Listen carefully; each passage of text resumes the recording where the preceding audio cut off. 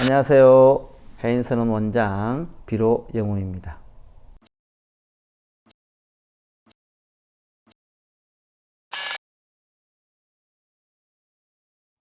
이어서 하겠습니다. 이렇게 서원을 마치자 청정 연화목 열애의 말씀이 들려왔다.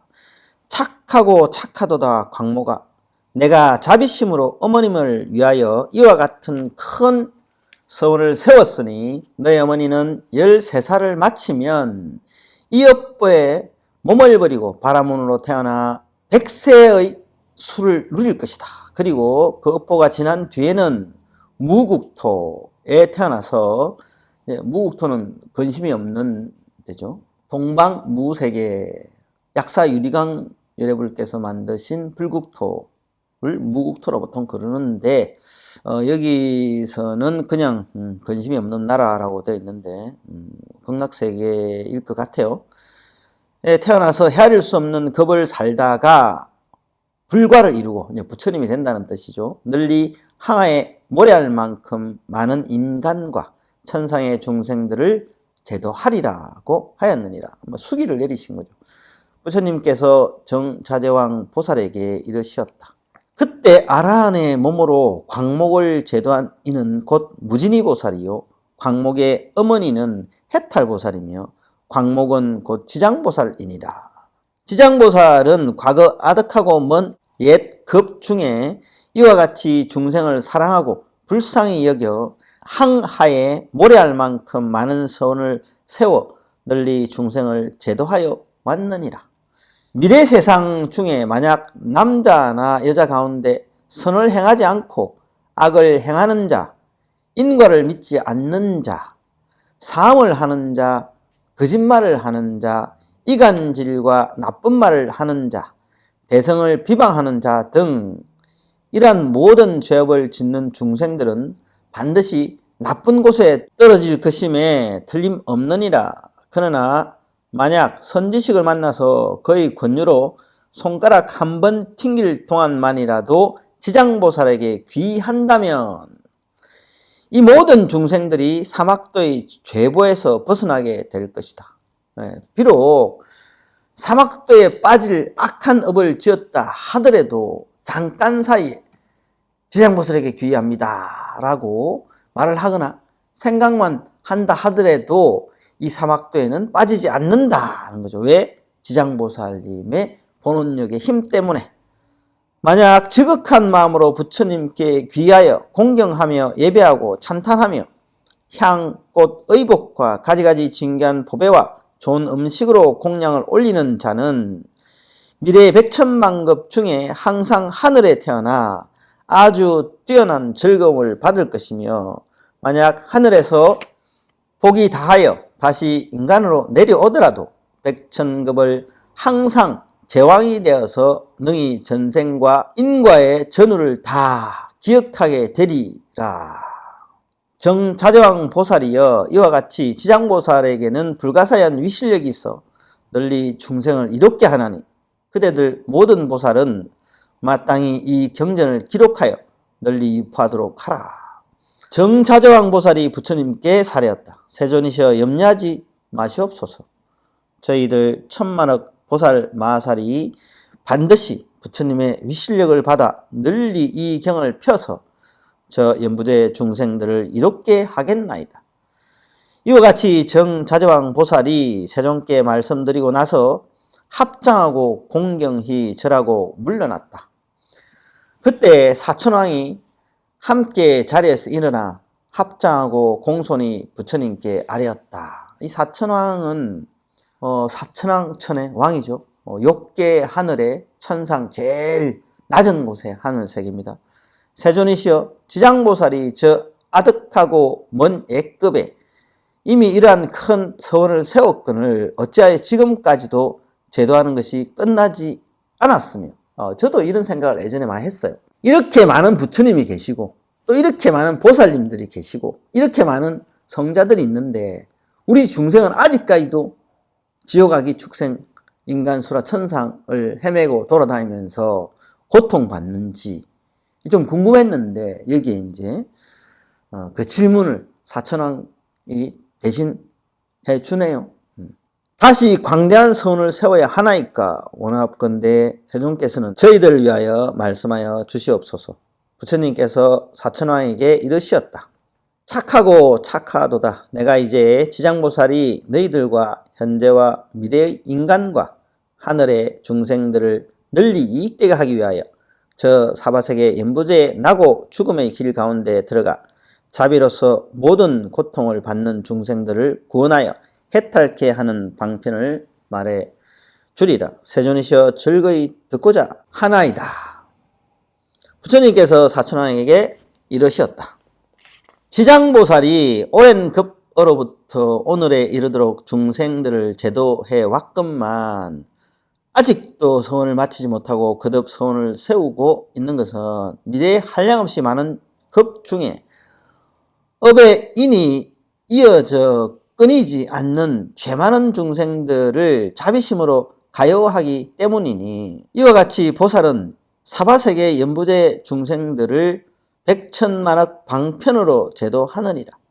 사천왕이여 지장보살은 만약 산 목숨을 죽이는 자를 만나면 태어날 때마다 재앙이 있고 단명하는 과보를 말해주고 만약 도둑질하는 자를 만나면 빈궁하여 고통받는 과보를 말해주고 만약 사망하는 자를 만나면 비둘기, 오리, 원앙새로 태어나는 과보를 말해주고 만약 악담하는 자를 만나면 친족 간에 서로 이간질하며 싸우는 과보를 말해주고 만약 남을 헐뜯고 꾸짖는 자를 만나면 혀가 없거나 입에 부스럼이 생기는 과보를 말해주고 만약 성내는 자를 만나면 얼굴에 더럽고 추악한 풍창이 생기는 과보를 말해주고 만약 탐내고 인색한 자를 만나면 바라는 소원이 뜻대로 되지 않는 과보를 말해주고 만약 음식을 절도 없이 먹는 자를 만나면 배고프고 목마르며 목병이 생기는 과보를 말해주고 만약 사냥을 즐기는 자를 만나면 놀라 미치고 목숨을 잃어버리는 과보를 말해주고 만약 부모의 뜻을 어기고 행패 부리는 자를 만나면 천재지변으로 졸지에 죽는 과보를 말해주고 이런 업을 지으면 이런 과보를 받는다는 거죠. 중생은 스스로 깨달음에 들어서 제도되어야 깨달음을 얻어야 온전한 제도가 되는 것이지 그냥 수렁에서 건져준다고 그 모든 업이 다 사라지고 이 사람이 저절로 깨닫는 건 아니거든. 그래서 이렇게 많이 지옥 중생도 구제하고 악의 중생도 구제하고 좋은 곳으로 올려보낸다 할지라도 그 중생이 깨닫지 못하고 계속 어리석어서 계속 탐진치를 부리고 욕심을 부리고 이런 일을 행하게 되면 다시 또 지옥을 가고 다시 또 악에 떨어지고 보살이 되기 전까지는 계속 돌고 돌아요. 그래 끊임없이 제도해도 끊임없이 남아있는 거야.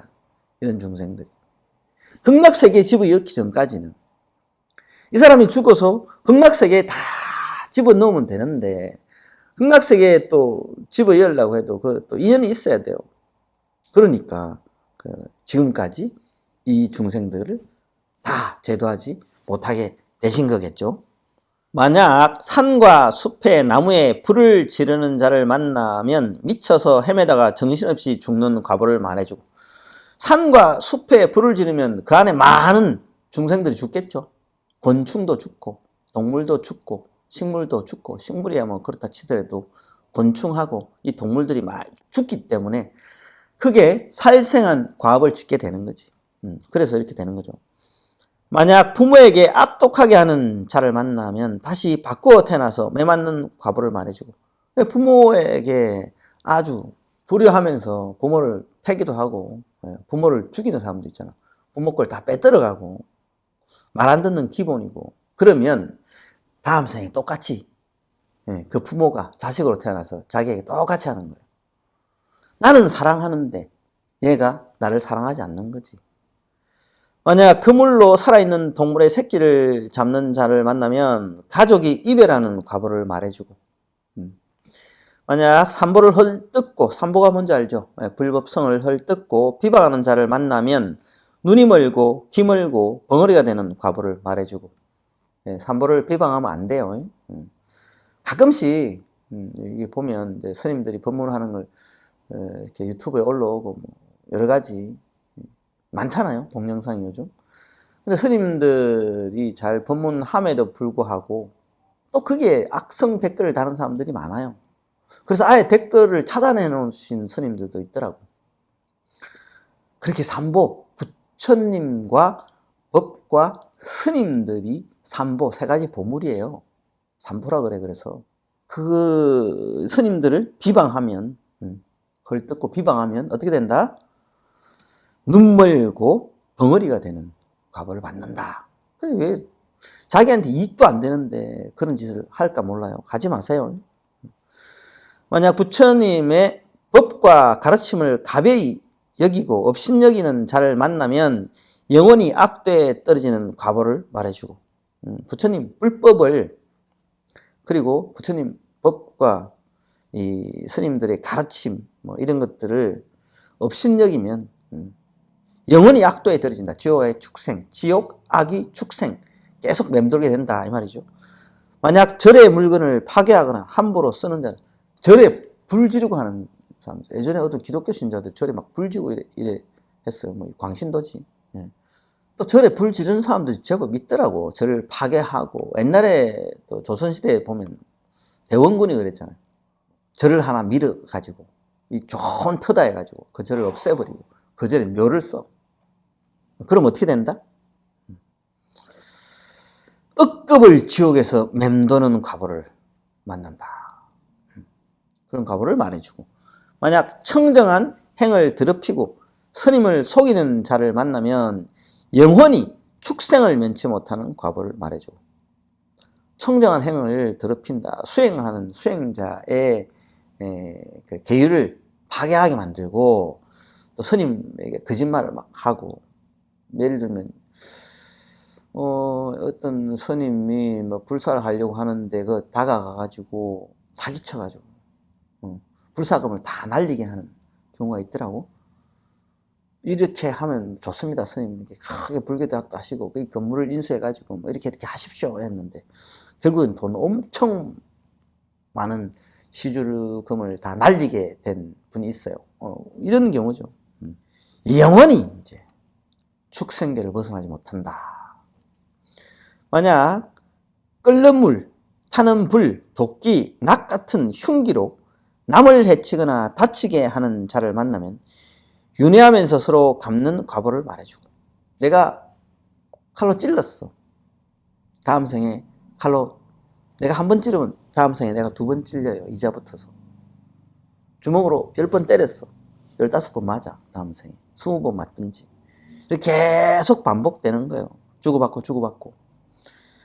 만약 계율을 깨고 죄를 범하는 자를 만나면 새와 짐승의 몸을 받아 줄이고 배고픈 과보를 말해주고, 보통 이제 옛날에 이제 죄를 베푼다. 크게 보시행을 여는 거예요. 크게 사람들에게 나누어주고 음식을 베풀고 물건을 베풀고 뭐 이런 건데, 뭐 그런 데 가가지고 훔치고 못하게 막고 뭐 이러면 짐승의 몸을 받는다. 만약 재물을 옳지 않게 쓰는 자를 만나면 구하는 바가 막혀 더 이상 생기지 않는 과보를 말해주고, 재물을 옳은 곳에 안 쓰고 나쁜 데 쓰면 이래 된다 이거죠. 만약 자만심이 높은 자를 만나면 하천하고 미천한 종이 되는 과보를 말해주고, 자만심, 내가 낸데 너희들은 뭐 있잖아요. 요즘 막 무릎 꿇리고 막 갑질을 막 하면서, 요즘 그런 사람 많이 없는데 그래도 있더라고. 그러면은 다음 생에는 반대로 미천한 종이 된다. 이 말은 노예가 된다. 내지는 이런 제도가 있는 나라에 태어나서 평생 하청민으로 살면서, 예를 들면 인도 같은 데 태어나서 불가촉 천민 내지는 수드라 계층에 태어나서 힘들게 산다는 거죠. 만약 한 입으로 두말하고 서로 다투게 하는 자를 만나면 혀가 없거나 혀가 많거나 하는 과보를 말해주고, 혀가 많은 건 뭐예요? 뱀이 혀가 2개로 갈려져 나오잖아요. 뱀이 되거나 해가 없게 태어나게 된다.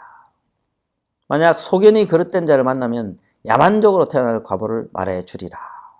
이렇게 연부제 중생이 몸과 입과 의지로 짓는 악업의 결과로 받는 100,000가지 과보를 이제 대강 말하였나니, 이것은 연부제 중생들이 각자가 짓는 죄업에 따라 과보를 받음에 각가지 차별이 있음을 말한 것이니라.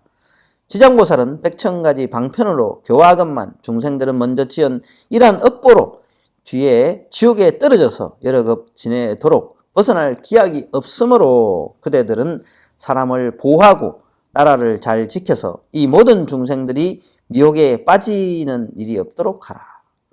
지옥 중생을 구제하기보다는 지옥에 안 들어가게 만들어라 말이에요. 끝없이 들어와 지옥에. 이런 사람이 많기 때문에 못 들어오도록 차단해야지. 그리고 수행을 통해서 삼계육도를 벗어나게 만드는 게 보살님들이 할 일이죠.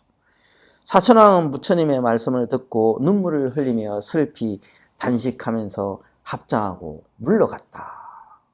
오늘 여기까지 하겠습니다.